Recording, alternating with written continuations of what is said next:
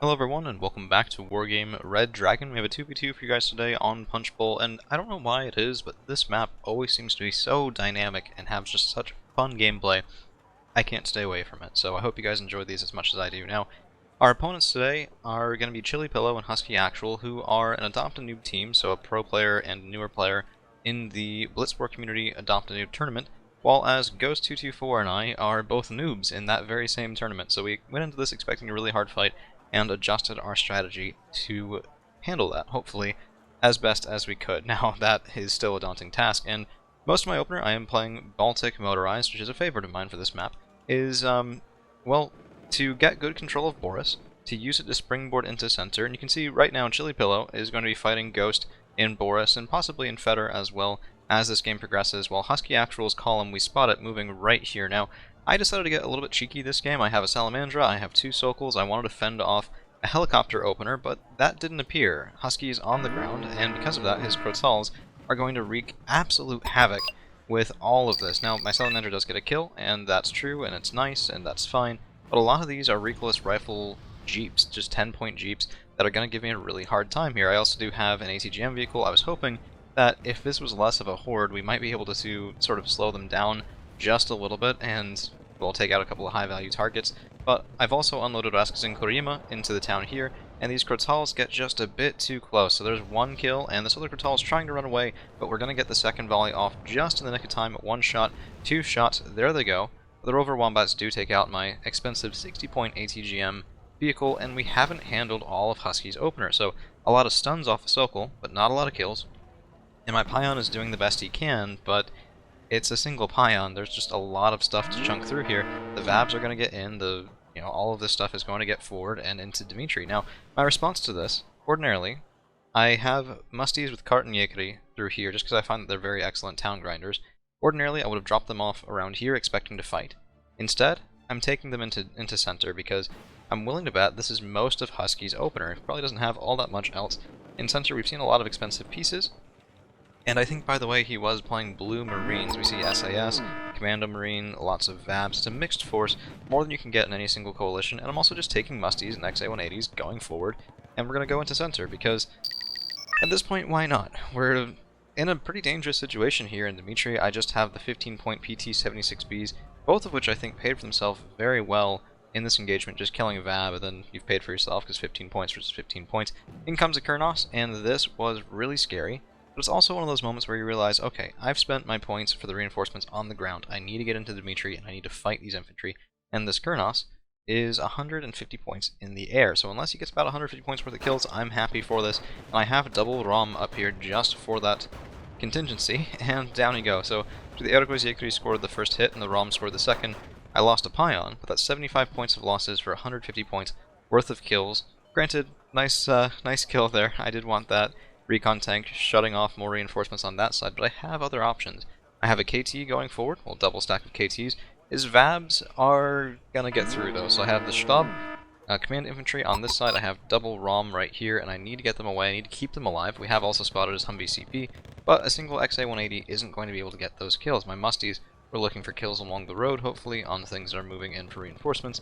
Unfortunately, I have their NSV on, and it doesn't really work all that well. So, a little bit of a mistake, and then a second Kurnos from Husky Actual. That's 300 points in this game so far, bought in the air, does pancake both of my Cart and Yakari and the Musties. Pretty good return on investment there, and I lose the command infantry. So far, it's proven to be a very tough fight. In fact, Blue 4 has actually pushed in all the way to our town on the far side of Boris, which is a pretty scary situation. There was some nice play with his ETZ-85-3s. I'm sorry I didn't really get to highlight that from Ghost2244, but it was just such a big fight over here that I felt I had to do something over in this area. I mean, the Zephyr Bees just, oh, steel chair Zephyr Bees right there.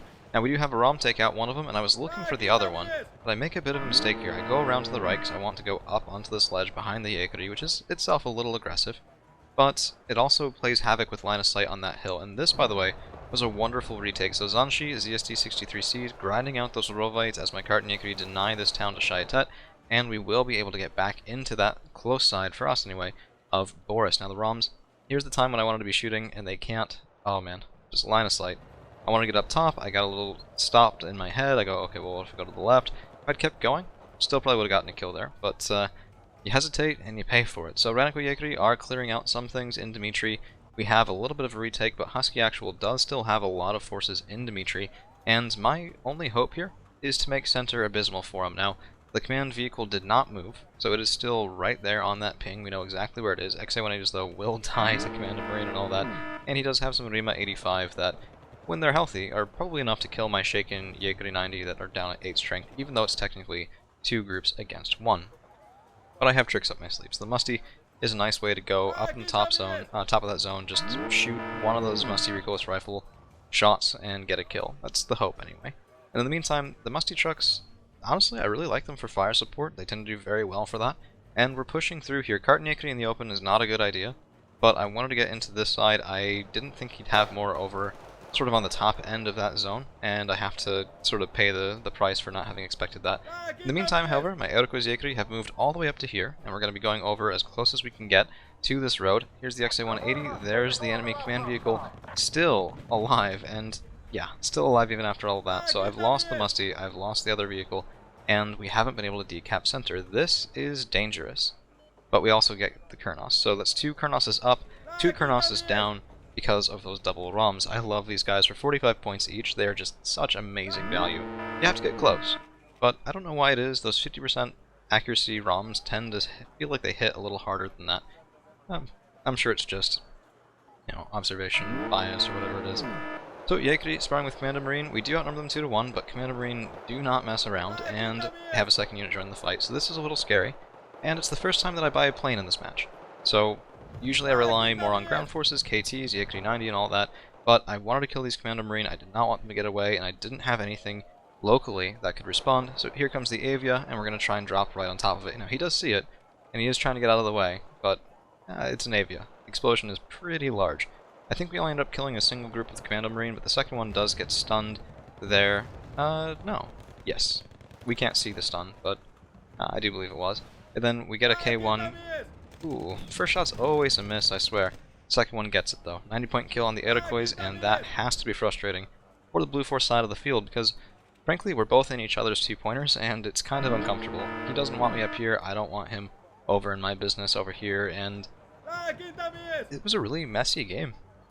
Not messy in the sense of bad plays, necessarily. Messy in the sense of pure and utter chaos. Usually, from my perspective, I don't think the Red 4 player is supposed to push this much into center while not having Dimitri, but I don't know, it seemed like the thing to do to catch my opponent flat-footed, which, particularly when, you know, Husky Actual is a major, I'm recently promoted first lieutenant, is something that I have to rely on. I have to defy expectations and do things that are unexpected in order to get, I don't know, get the drop on somebody who, in a head-to-head engagement, could very well just outskill me. So I'm tired of this command vehicle. I'm pretty sure it's moved because center was decapped for a bit, but they're up 130 points to 0.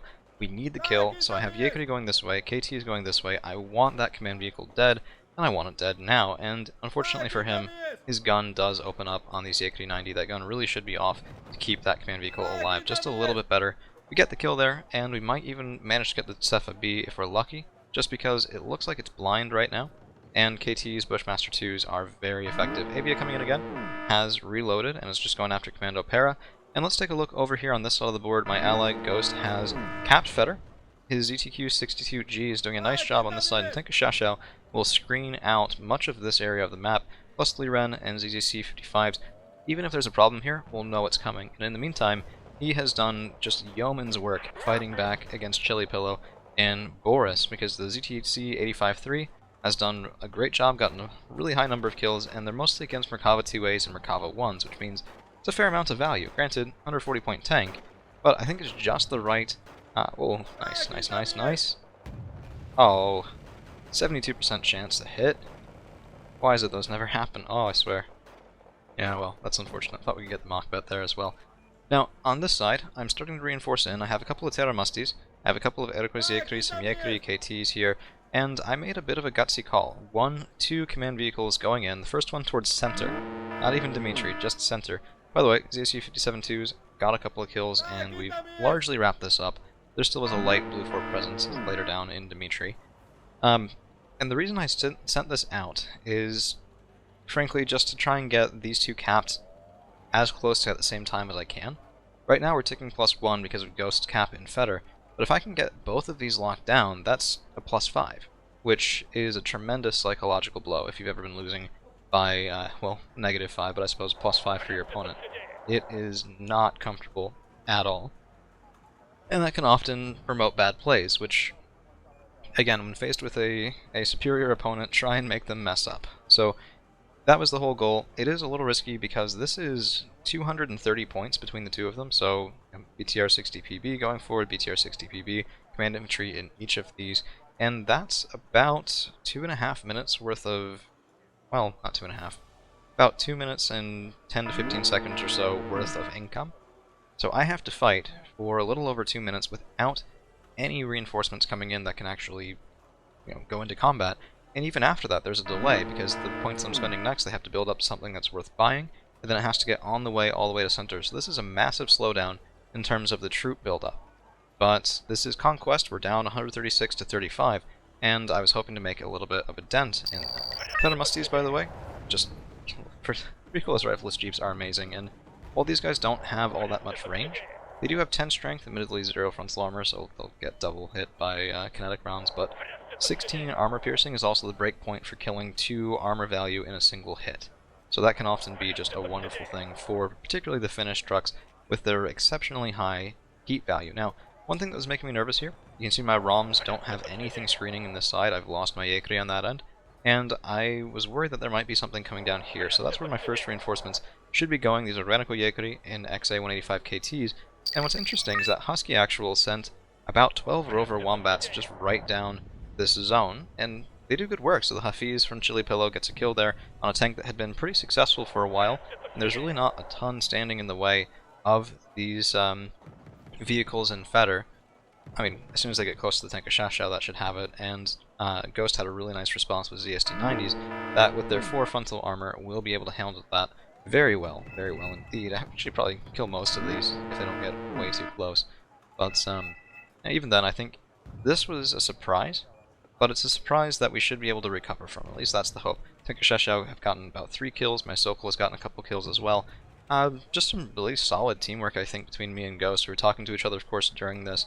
In Discord a little bit, but also through just the chat in-game, because all 4 of us were in the same Discord at the same time, and if I shout, hey, I have this really bad situation going on over here, you're telling your opponent that it's working. So, it's a little goofy, but I like those public games as well. Wow. Huh. I should probably look into using Tank of Shashao more. Wow. Oh, hey, 16 heat. Cool, that's the same as the Musty, I guess. 1400 meter range, 16 heat. So this was also getting a little scary. I requested some reinforcements from Ghost on this side of the board, because with those 2 command vehicle buys, and we have been taking a +5 for a little while now, I wasn't able to have enough points to really secure the middle town in Bravo, which is such an important place to keep, because from our perspective, if we lose this, we're really locked into the right side corner, which is extremely predictable in terms of command vehicles, command infantry, things like that. It'll get bombed, it'll get artilleried, it will just not survive very long at all. So my KT's a little bit misdirected, will be turning here and going toward these ROMs.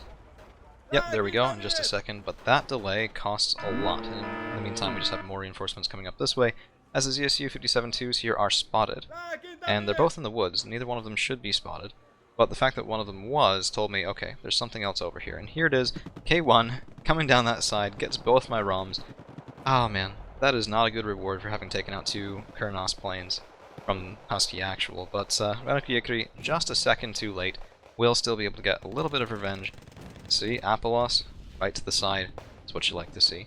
Unfortunately, Husky, well, unfortunately for me, but good for him, Husky Actual is pushing me back quite a lot. I mostly have just a couple of Yakri, I have a couple of KTs here, double Sheeta D, and these, you might wonder why they're coming out if he just killed my ROMs, but it's because they're actually pretty good at fire position. They're basically mini Kurnos. And he does kill an entire Renico Yakri and mostly kill a second group, so I was pretty lucky there that the second group did survive. But this is interesting too. So Yakri are definitely outstripped by Commando Marine, but they're in the open, and I have KTs, and the Commando Marine are using their tertiary, which means they won't be shooting in at the KTs, and we can just melt them from both directions. 35 points each, 70 points with double squad. There you go, gone in a half second. So, center has been capped again by Blue 4, we are down to a +3, but we flipped this around entirely. 287 points to 136, and that feels just tremendous to have that little bit of a lead here in this game. Of course, it's not the end-all be-all, but we are getting pretty close to the ending time in the recording. If you see 18.5 minutes to 20 minutes and 16 seconds, which is the ending time here, and that means a couple of dynamic plays happen. Now Ghost is sort of admonishing me by example, going up and into the far side of Dimitri just to really clear that zone entirely, which is good play. Should have done that prior. And the Fighting Falcon here, looking for my command infantry, assumes it's on the far side. It's actually why I like to go right here, but I moved it just to make him think that either he had killed it, or was so close to killing it that I needed to do a couple other things with it. And so he's actually moving some AMX 10 RCs around, just, I think probably because of that. He thinks, yeah, okay, this is where it is, this is where it needs to be, and it's not. And I'm moving it over just to the other side of the woods, other side of the road there in these woods, and we'll countercap again, maintain that +3 tick as long as humanly possible. Yekri healed up to +3, well, I guess 3 men, which it's not really counting as healed, even if men are made of guns and bullets in this game, but I don't know, it's the best I could do. My supply trucks were out. I should have more on the way, yeah, 2 more on the way. But these guys needed to be used, because there's a K1 coming in. The K1's armor can withstand the Yekri 90 pretty well, unless I get double side armor shot, but this was interesting. This K1 is blind, and right here, K1 is still in the woods, and he's spotted. So if this ever happens to you, just remember, if you have armor that's in the woods on its own, and it's not hidden, infantry is around it, and infantry will kill it. One single shot to the side, and there you go. And it was just waiting for that engagement to be a good one. There we are. Also mopping up the last of the SAS on that side, and we have 1, 2 planes coming in from Husky Actual as my musty trucks are reaching the same position he had the command jeep earlier. I figured, why not give it a second go? Worst case, I can drive these guys up around behind his reinforcements, if at all possible. We lose the Renako Yekri, but we get the command vehicle, and that is going to prompt surrender here in this game, as Ghost and I carried off a win to feel good about. And I just want to say thank you to Chili Pillow and Husky Actual for a really tough fight, and it was really, I think it was a lot of surprising play from both sides of the board. The just knockdown drag-out fight over the 2-point zones was really thrilling to be a part of. So in terms of standout units, we have, this is the 60-point ATGM vehicle at the start. He did actually pay for himself, so the 10 RC, 40 points, SAS and a Saxon, that's about another 45 points, so did pay for himself even though he did die. And I think that goes to show the power of something like this in the opener on this map. I'll do it from time to time, not every time, and sometimes it doesn't really pan out that well, but here it definitely did, and I think maybe better on 2v2s than 1v1s, but that's just my own 2 cents. The Rescues in Korima at the start were amazing. Double Krotal, Shaitet 13, and 2 Zeldas. Couldn't have asked for better from them, and then we just had good return on investment from a number of vehicles like KTs, along with the ROMs that got to Kurnos, at Cephai, and all of that expensive Blue Marines sort of playstyle units. Renako Yekri double K1. It's just awesome. Alright, well that's all I've got for you guys today. Thank you all for hanging around, and we'll see you again real soon.